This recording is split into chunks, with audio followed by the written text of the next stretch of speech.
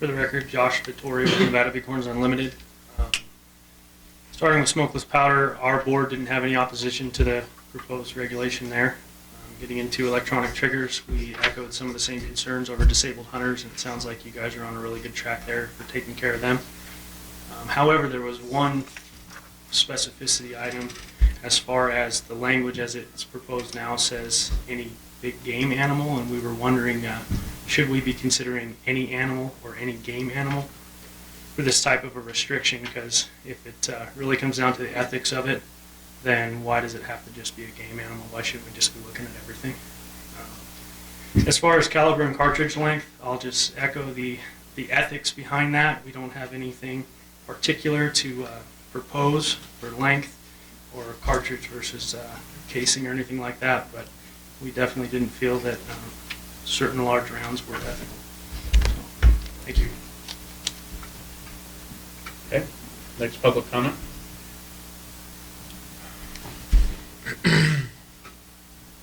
Mr. Chairman, for the record, my name is Leland Schaff. I live in Fresno, Nevada, just north of here. I want to echo a gentleman's comments about the what do you want to call it, unnecessity of what I think are the 50 caliber limits. I have hunted elk. My first time I shot at a bird was in 1960, surprisingly enough, and I've hunted all the way up to elk in Colorado. I have, in fact, seen the effects of a shot taken with a small caliber, not a small caliber, a 30-06 caliber rifle at an elk who was only wounded and had to be tracked on a blood trail deep back into the backcountry of the high mountains in Colorado. The larger caliber bullets do make a bigger hole by definition, but they also allow for a cleaner kill, particularly at the longer shots.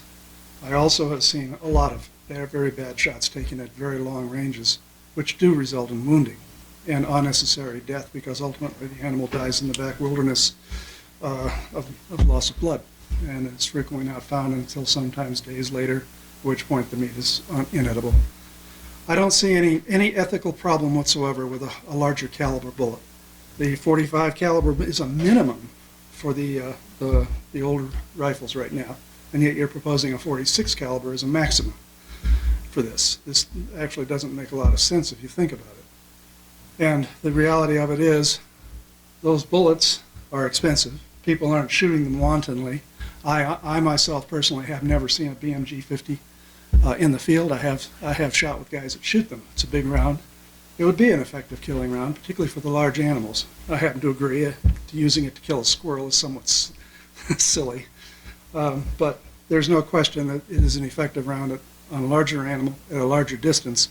I see no ethical problem or ethical contradiction whatsoever into using a round which will kill an animal more humanely at longer ranges. Thank you. Thank you. Next public comment.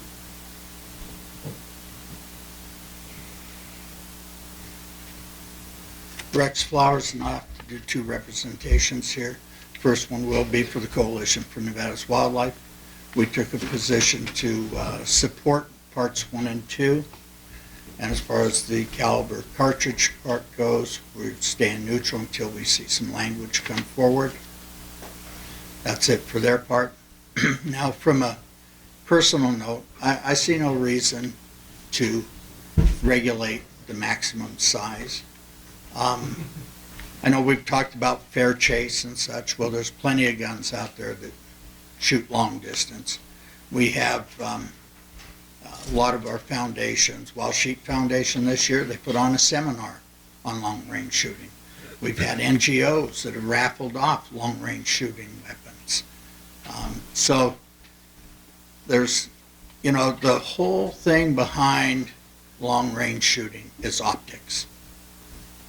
Simple solution there is reduce optics, and you're not going to do that. When it comes to shooting, it's all about shot placement, and those that hand load understand that even best of all. There's no reason to have this. We talk about wanton waste. Well, there's a lot of guns that are shot out there by people who don't have good shot placement, and they shoot small caliber guns, and they do a tremendous amount of damage to the animals. how are you going to regulate that? So that would be my 2 points on that. Thank you. Next public comment?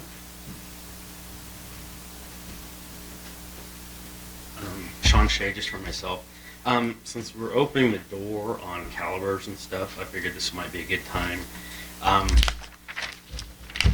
There's been some issues with, I mean, as we're talking, we're going to clean things up. On you guys' information here, on section 1 of NAC 503.142, if you go to page 3, on number 4, this is coming back to the pistols here. So I think since we're cleaning stuff up and making things more simple, I think section 4 should read, a person may hunt big game mammals with a handgun if the handgun uses center fire cartridge, has a barrel length of 4 inches or more, and uses a cartridge of caliber 22 or larger. Because the way it's written right now, I mean, it's the case length has got to be 2 inches. I mean, it's all the wardens carry 45 to 9 millimeters. I mean, this would just clean the whole thing up. So I'd like to just see that person. Thank you.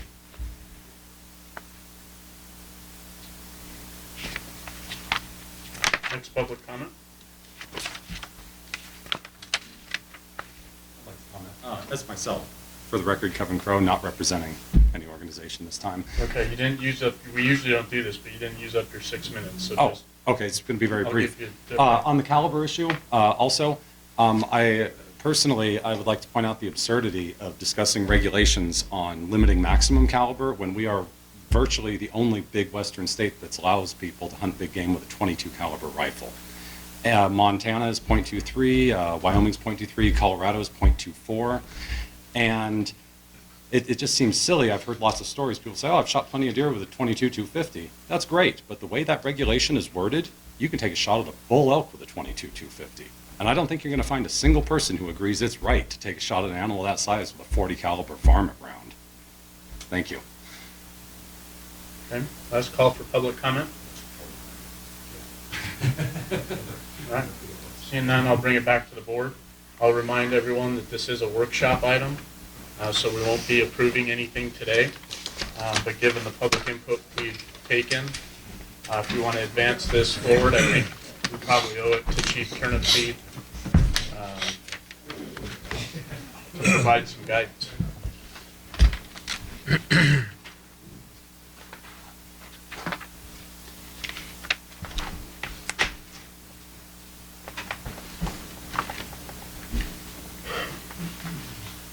Since everyone's being really quiet, I'll start it off. So on 5 sub A, any firearm that is equipped with an electronic or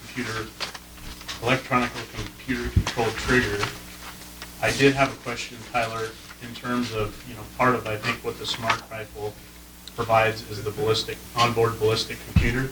I think the definition that was provided to us is probably cleaner and gets right to what the concern was in Las Vegas when we saw the video, and may clean up our concern with the handicapped hunters using the electronic solenoid trips. But I know you're not going to have an answer for us today.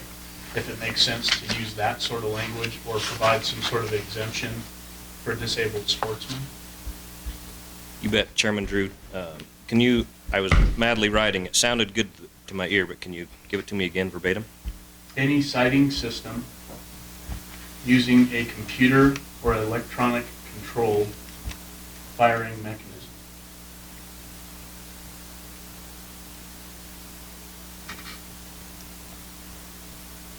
And I think I'm comfortable with the smart trigger aspect of it. What I'm not sure on is the disabled hunter aspect of it. Yeah, I like that language. Do you think it provides an adequate exemption for that trigger guard straw trigger? Commissioner Bliss? I believe it does. Only one other thing that I'm a little bit concerned about is, and maybe it would be fine and be cleared up through this language, but I watched a gentleman one time that was a quadriplegic. The only thing he could move was his head, basically. Had a mechanism that actually had a joystick that fit on a collar that was around his neck.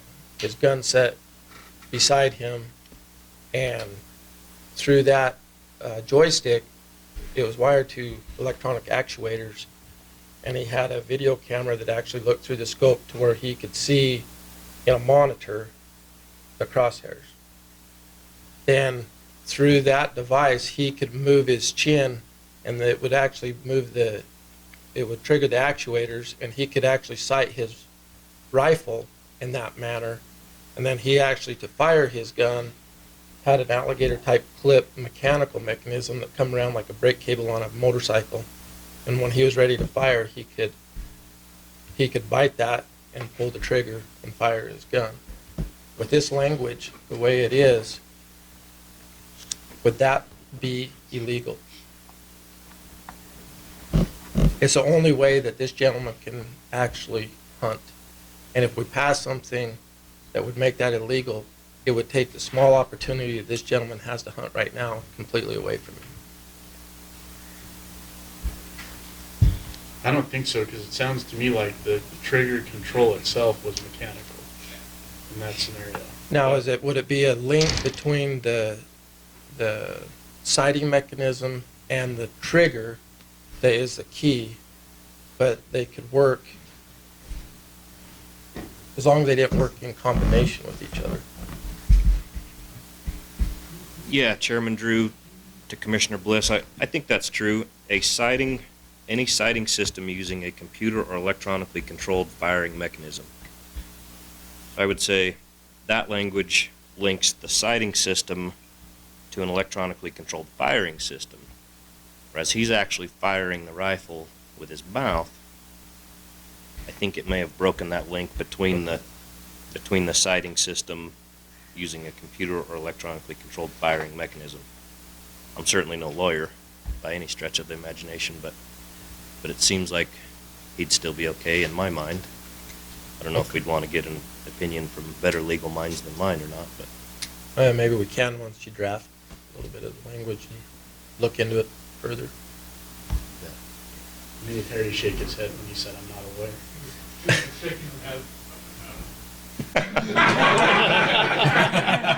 that is a fact. Shall not be disputed. I just wanted to point that out. One other side point, if I may, Chairman Drew. May I, Chairman Drew? I know a few have raised the point that we already have a law against waste, and so if a rifle is blowing up an animal, then they'd be guilty of that. It's actually not true. NAC 5030047 defines edible portion, because the NRS just basically says you cannot cause to go to waste any edible portion. Then in that definition of edible portion, it clearly says meat that has been damaged and rendered inedible by the method of taking is not an edible portion.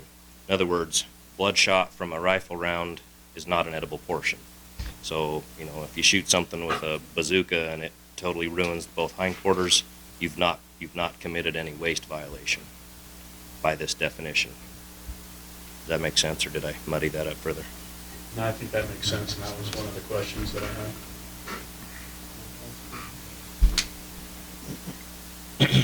Additional questions or comments? Maybe before we get off of the firing system, are we comfortable advancing out of the workshop that language that I just read, with the understanding that we're going to do a double check on our issue with handicapped hunters? And Chad, that gives you time, and Tyler, that gives you time to make sure we're not missing something. So that would be one change, is 5 sub A. We're replacing any firearm that is equipped with electronic or computer-controlled trigger with any sighting system using a computer or electronic controlled firing mechanism.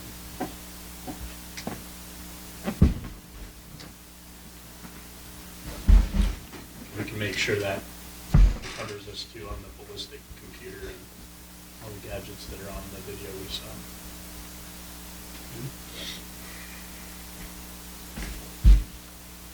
Thoughts on potential changes for the caliber restrictions?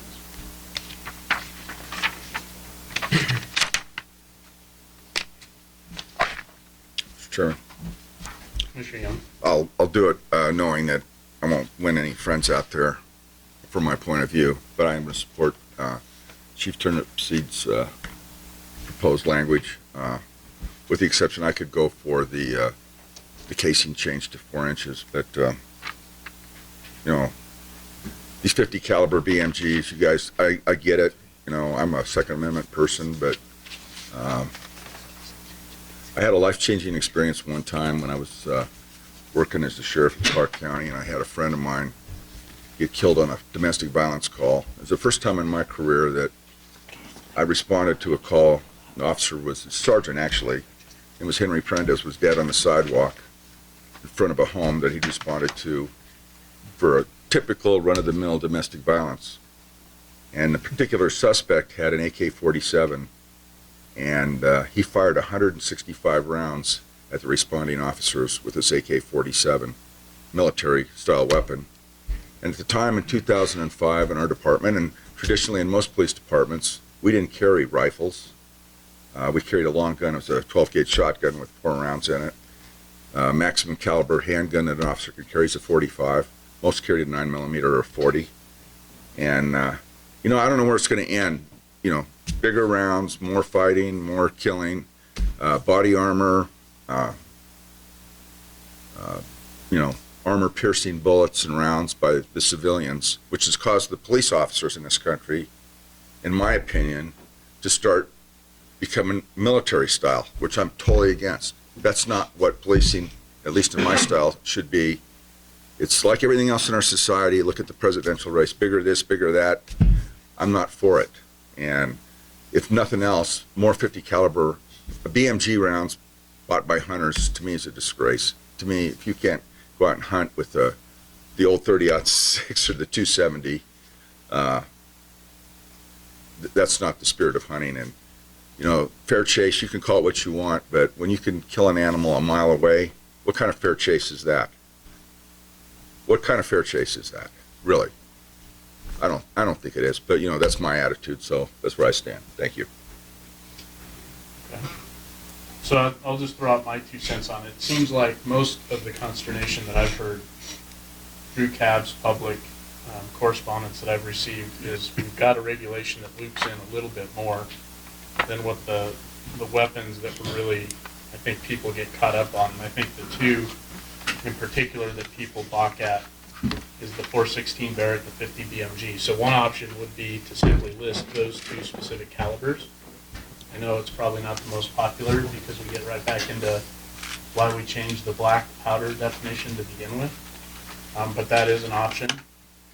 The other option would be maybe to go with a 50 caliber or larger, and either the 4-inch overall length or the 3 or 3.25 case length, which would at least drop some of those incendiary calibers that most folks don't seem to find nearly as egregious as the 50 BMG. So those are my thoughts. I don't know where the rest of the board is, but those are a couple options if we wanted to look at something different to send back out to the cabs for additional input. Commissioner Hudson.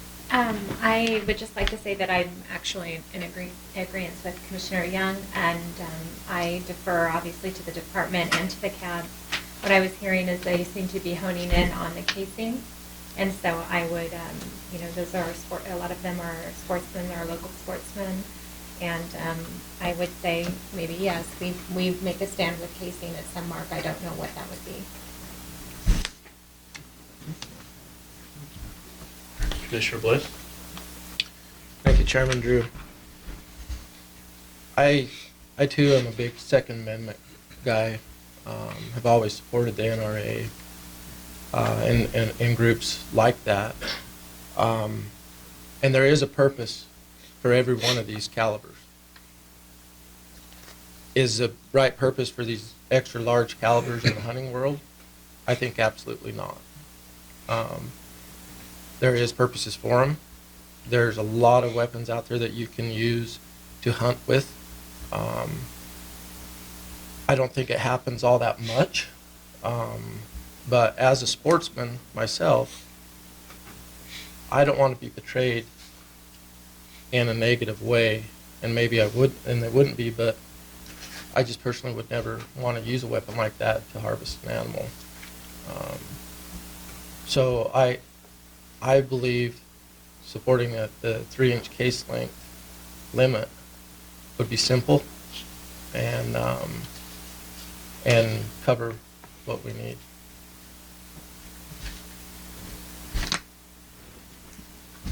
Commissioner McNinch? Thank you, Mr. Chairman. I tend to agree with Commissioner Bliss. I think that there is for a long time, there's been conversation about monitoring and doing the right things, managing perception, because people have perceptions. And I think that in some ways, condoning that by not addressing it, by default, I think that ultimately it causes harm at some point in the future. There's going to be a bigger, more powerful weapon out there developed, and under this scenario, the way we have it right now, it would be acceptable. And there's a line for everybody out there somewhere. And my line is kind of right at about that 3-inch casing. That seems to make the most sense to me. And so that's kind of where I'm at. I think the 3-inch aspect makes more sense to me. Additional commission comment? Right, so I'm hearing there's some coalescence around going with the casing length more than 3 inches. Do I have anyone that's opposed to that change, knowing that it's going to go back out for another round of CAD and public comment? Okay. One question. Tyler, were you supportive 3 inches or 4 inches on that casing? Wasn't that chart we had several, like 457 rounds, some of those that are somewhat standard hunting rounds at that? Yeah, Chairman Drew to Commissioner Young. It was two different things. One being on overall loaded length, there was some talk of bumping that up from 3.8 to 4 to accommodate hand loaders. That's what it was. But I think we solved that problem by some of the suggestions that I'm hearing and going to case length instead of overall loaded length. And that 3-inch case length limit would put it there to where it would eliminate 416 Barrett, 50 BMG, 470 Nitro Express, and 505 Gibbs. The rest of those from there down would all still be good to go. Obviously, I'm not a hand loader. I buy them off the rack, so. Yeah, and I'm certainly not man enough to shoot a 505 Gibbs or whatever that is. Okay.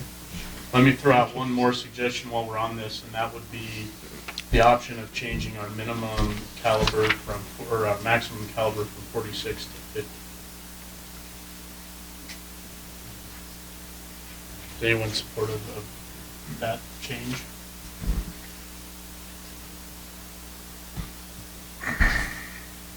It's only dropping a handful of cartridges out, but I really think that 3-inch casing length is going to take away most of what the concern has been. So I'm seeing heads shaking yes. So it would be, the change that we'd be looking at is larger than caliber 50 or centerfire cartridge with casing length more than 3.00 inches. That would be the change that would come out of this portion of the workshop.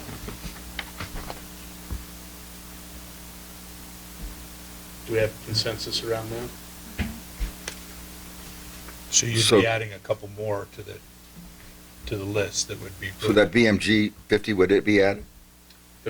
So with that would still include the 505 Gibbs, the 500 Jeffrey, the 50 BMG, the 500 Nitro Express 3-inch, the 577 Nitro Express, the one that I got via email that was a 50 Beowulf would still be prohibited, and then the 416 Barrett would be out because of the cartridge or the casing. So they'd be out. Right, that list would be out. Okay. And I would be remiss if I didn't say that we did receive quite the handful of form letters from folks all over the state. I think it was in excess of 300 specific to this portion of the regulation. We also received a letter from the NRA ILA that made a similar comment as we heard during public comment in terms of the larger calibers being more lethal in the field. So just wanted to put that on the record. I think everyone received that correspondence. All of the correspondence I got came through Ms. Scobie. So. Okay. So we're clear on those updates? To clarify, Chairman Drew, your thoughts would be to word it, start with subsection 5, it is unlawful to hunt a big game mammal with, and skip ahead to subsection B, a rifle if the rifle uses a centerfire cartridge that is smaller than caliber 22 or larger than caliber 50, or a centerfire cartridge with a case length more than 3 inches. Correct. Okay? And then we already talked about sub A, the change there. So I think then, for clarification, that 50 Beowulf would fall under that and would be okay to use.